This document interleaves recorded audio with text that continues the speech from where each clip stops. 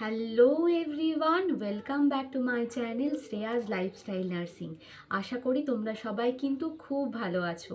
তো আগে তো অলরেডি একটা ভিডিও আমি পাবলিশ করেছি যেখানে আমি এক্সামের প্রিপারেশন কীরকমভাবে নিয়েছিলাম সমস্ত কিছু কিন্তু আলোচনা করেছি। তো আজকের এই ভিডিওতে কিন্তু আমি তোমাদের সাথে পুরোপুরি ইন্টারভিউ নিয়ে আলোচনা করব, যে ইন্টারভিউ প্রিপারেশন কীরকম কী ছিল এবং তার সঙ্গে সঙ্গে আমার ইন্টারভিউ কবে ছিল এবং কীরকম কী হয়েছিল।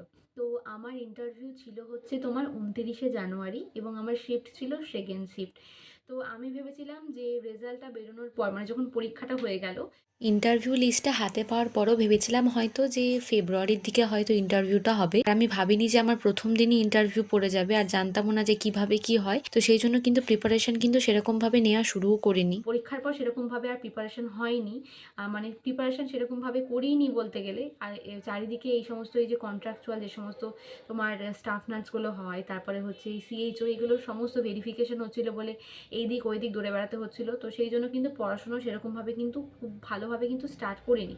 টুকটাক হয়তো পড়তাম, কিন্তু খুব ভালোভাবে কিন্তু সেরকমভাবে জোর কদমে কিন্তু পড়াশোনা স্টার্ট করিনি। তারপর কিন্তু হুট করে তোমার 24 তারিখ নাহলে 25 তারিখ, আমার খুব একটা মনে নেই, হঠাৎ করে কিন্তু দেখলাম ইন্টারভিউ তোমার লেটার কিন্তু পাবলিশ হলো এবং সেখানেই কিন্তু তোমার ডেট দেওয়া থাকলো 29শে জানুয়ারি হচ্ছে তোমার ইন্টারভিউ। মানে মাত্র হাতে ছিল 4 থেকে 5 দিন।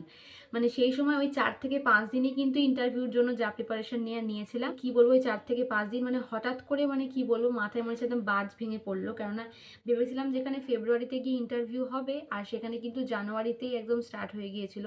মানে মাত্র 4 থেকে 5 দিনে কিন্তু ইন্টারভিউ প্রিপারেশনটা নিয়েছিলাম। তো আমি জানি যে কীরকম কী হয়েছিল সেই সময় সিচুয়েশানটা, এখনও মানে মনে পড়লে সেই দিনগুলো ভয় লাগে।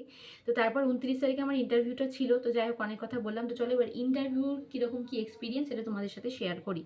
তো হচ্ছে 29 তারিখে ইন্টারভিউ ছিল আমার সেকেন্ড শিফট। তো যাই হোক, ইন্টারভিউর যে প্লেস, মানে আমাদের যেটা হয়েছিল বেনিফিস টাওয়ারের কাছে, মানে যেটা স্বাস্থ্য ভবন থেকে একটু এগিয়েই।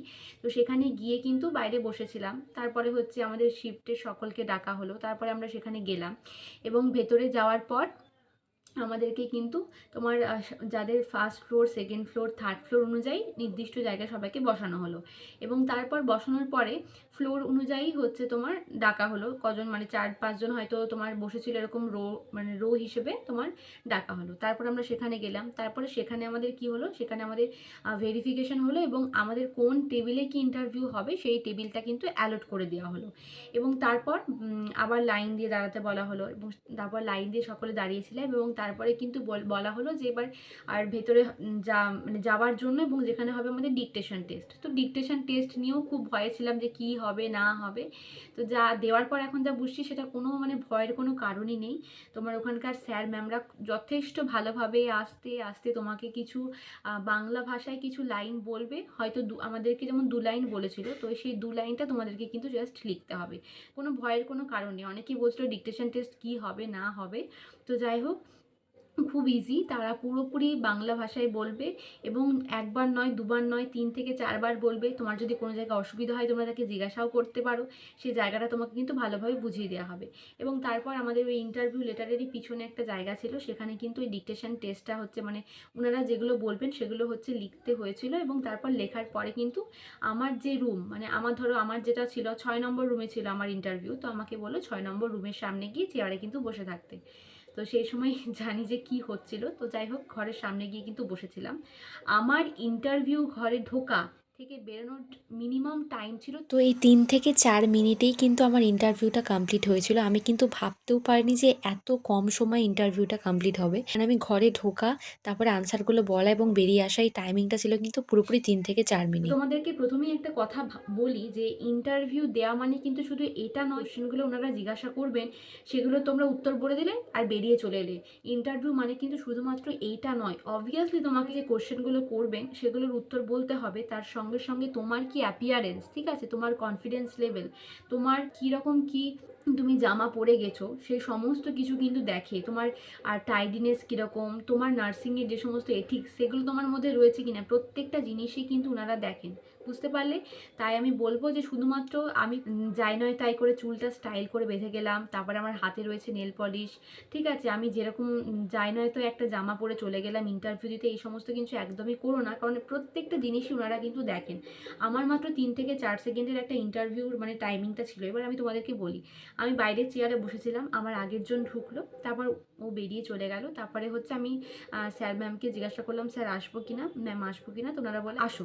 তো আমি গেলাম, তো আমাকে বললো যে বসো, তো আমি হচ্ছে বসলাম, এবং তারপরে আমাকে বললো যে হচ্ছে ওই একটা ক্যামেরা রাখা ছিল, সেই ক্যামেরার দিকে তাকিয়ে বসে বসে তোমার ইন্ট্রোডাকশনটা দাও। তো আমি জাস্ট আমার ইন্ট্রোডাকশনটা সেখানে দিলাম, যে আমি বললাম যে আমি এরকম, আমার নাম, আমি এনটিএস থেকে পাস আউট হয়েছি এবং তারপরে আমি এরকম কাজ করেছি, এরকম বললাম ইন্ট্রোডাকশন, তোমাদের যা যা ইন্ট্রোডাকশন তোমরা সেটা বলবে।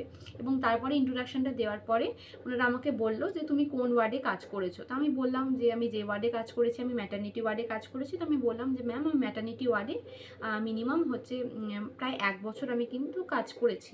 তো সেটা বলার পরেরই আমাকে ম্যামটা জিজ্ঞাসা করলেন যে তুমি কি এক্লামশিয়া পেশেন্ট দেখেছো? তো আমি হচ্ছে বললাম হ্যাঁ ম্যাম, এক্লামশিয়া পেশেন্ট হচ্ছে দেখেছি। তো আচ্ছা, এক্লামশিয়া মাদার যদি তোমার কাছে আসে, তো তুমি সেটাকে কিভাবে কি ম্যানেজ করবে? তো আমার এটা শুনে তো জাস্ট আমি ভাবলাম যে এরকম কোশ্চেন আমাকে করতে পারে এরকম ইন্টারভিউতে। তো যাই হোক, এক্লামশিয়াটা এরকম বললাম যে এরকম যা যেরকমভাবে আমরা ম্যানেজটা করবো, জাস্ট আমি 2 থেকে 3 লাইন বলেছি। ওনারা বলেন ঠিক আছে ঠিক আছে। দাঁড়াও, তারপর ওনারা জিজ্ঞাসা করলেন যে লোডিং ডোজ এবং মেনটেনেন্স ডোজটা দিয়েছে কিনা। তো এটা তো আমরা সকলেই দিয়েছি। তো সে বললেন হ্যাঁ ম্যাম দিয়েছি। তো তারপর বললেন কীভাবে কী প্রিপারেশন করবে। তো যাই হোক, সেটাও বললাম যে কীভাবে কী প্রিপারেশন করবো, লোডিং ডোজটা বললাম, মেনটেন ডোজটা বললাম। তারপরে ওনারা জিজ্ঞাসা করলেন যে তুমি যখন কোনো এক্লামশিয়া মাদারকে হচ্ছে এই ম্যাক্সালটা দেবে, তার আগে তুমি কি কি জিনিস তুমি লক্ষ্য করবে। তো সেটাও বললাম, এবং তারপরে বললেন যে মানে আমি জাস্ট 2 থেকে 3 লাইন বলছিলাম, ওনারা বলছেন ঠিক আছে আর বলতে হবে না। মানে আমাকে পুরোটাও কিন্তু শেষ করতে দেয়নি। আমি যেগুলো বলছি তুমি ভাবছো যে আমাকে পুরোটা বলতে দিয়েছে, তা কিন্তু না। আমি জাস্ট 2 থেকে 3 লাইন হয়তো বলেছি, ওনারা বলেছেন ঠিক আছে আর বলতে হবে না। তারপর ওনারা জিজ্ঞাসা করলেন যে তুমি কোনো যখন এক্লামশিয়া মাদারকে মেডিকেশনটা দেবে, তার আগে তুমি মাকে কি বলবে। তো সেটাও বললাম। তো সেটা বলার পরে ওনারা বলেন ঠিক আছে যাও, তুমি চলে যাও। আমি সেই সময় অবাকই হয়ে গেছিলাম, মানে জাস্ট এই কটা কোশ্চেন করে ওনারা বলছেন তুমি চলে যাও। তো যাই হোক, আমি বাইরে বেরিয়ে চলে এলাম। তারপরে আমি বাইরে এসেও হয়তো ভাবছিলাম যে আমাকে মাত্র এই কটা কোশ্চেন করলে তো অনেকে অনেক কিছু জিজ্ঞাসা করছে, অনেকে মোটামুটি 5 থেকে 10 মিনিট ধরেও অনেকে জিজ্ঞাসা করছে। হয়তো তোমাদেরকে এই ভিডিওর সামনেই এত কিছু বললাম, এটা বলতে অনেকটা সময় লাগলো, কিন্তু আমার ওই ইন্টারভিউ ঘরে ঢোকা থেকে বেরোতে মোটামুটি সময় লেগেছিল খুব জোর 4 মিনিট, মানে 5 মিনিটও না, 3 থেকে 4 মিনিটের মধ্যেই কিন্তু আমি ঘর থেকে বেরিয়ে চলে এসেছিলাম। মানে আমি বাইরে এসে অবাকই হয়েছিলাম যে এই এত কিছু যে পড়ে এলাম, তার মধ্যেখানে আমাকে শুধু এইগুলোই জিজ্ঞাসা করলো। তো আমি কিন্তু মানে খুব ভয়েও ছিলাম যে অনেকে অনেক কিছু জিজ্ঞাসা করছে, আমাকে জাস্ট এই করা জিজ্ঞাসা করেই ছেড়ে দিল। তারপর আমাকে কিন্তু সব উত্তর বলতেও দেননি, মানে আমি জাস্ট 2 থেকে 3 লাইন করে বলছিলাম, ওনারা বলছেন ঠিক আছে আর বলতে হবে না। মানে ওনারা জাস্ট এইটা দেখতে চাইছেন, আমার যেটা পরে মনে হলো, ওনারা জাস্ট এইটা দেখতে চাইছেন যে তুমি সেই জিনিসটা জানো কিনা, তোমার কাছে সেই জিনিসটা ক্লিয়ার কিনা, বা তুমি যে কথাগুলো বলছো সেগুলোতে তোমার কোনো কনফিউশন রয়েছে কিনা, এগুলো কিন্তু ওনারা কিন্তু দেখছিলেন। তাদেরকে যেটা আগেই বললাম যে ইন্টারভিউ মানে কিন্তু শুধুমাত্র কোশ্চেনের উত্তর দেওয়া নয়, কনফিডেন্স লেভেল কীরকম, তাদের সামনে অ্যাপিয়ারেন্সটা কীরকম, সমস্ত কিছুই কিন্তু ওনারা দেখেছিলেন। কিন্তু খুব ভয়ে ছিলাম যে আমাকে ইন্টারভিউতে কত দেবে। আমি একটা ম্যাক্সিমাম ধরে রেখেছিলাম যে আমাকে 8-9 ওনারা দেবেন, কিন্তু আমি জানতাম যে আমার আর আনসারগুলো পেয়ে ওনারা খুব খুশি হয়েছিলেন। ওনাদের মুখের এক্সপ্রেশন দেখে বোঝা যাচ্ছিল যে ওনারা আনসারগুলো খুশি হয়েছেন। আসলে ওনারা যেগুলো জানতে চাইছিলেন আমি কিন্তু একদম পয়েন্ট টু পয়েন্ট সেই জিনিসগুলোই কিন্তু বলেছি, এবং তার জন্যই হয়তো আমাকে ইন্টারভিউতে ওনারা এতটা নাম্বারটা কিন্তু দিয়েছেন। তো আমি ভেবেছিলাম আমাকে ম্যাক্সিমাম হয়তো 8 থেকে 9 বা খুব জোর হলে ওনারা হয়তো 10 দেবে। আমাকে কিন্তু ইন্টারভিউতে 12 দিয়েছেন ওনারা, কারণ ওনারা যেগুলো জিজ্ঞাসা করেছিলেন আমি কিন্তু সমস্ত কিছু ভালোভাবে বলে এসেছিলাম। আর তোমরা হয়তো অনেকেই জিজ্ঞাসা করতে পারো যে দিদি তোমরা কিসে আনসার দিয়েছিলে, ইংলিশে না কিসে। ইন্টারভিউ দিতে যাওয়ার আগে আমারও এই জিনিসটা খুব কনফিউশন ছিল। তো আমি কিন্তু সমস্ত কিছু বাংলায় ভালোভাবে ওনাদেরকে কিন্তু বুঝিয়ে এসেছিলাম। কোনো ইংলিশ কিছু কিন্তু আমি ইংলিশ ল্যাঙ্গুয়েজ কিন্তু ইউজ করিনি। হয়তো যেগুলো ইংলিশ টার্ম সেগুলো হয়তো ইউজ করেছিলাম, কিন্তু প্রপারলি আমার ইন্ট্রোডাকশন থেকে শুরু করে সমস্ত কিছু কিন্তু বাংলাতেই বলে এসেছিলাম।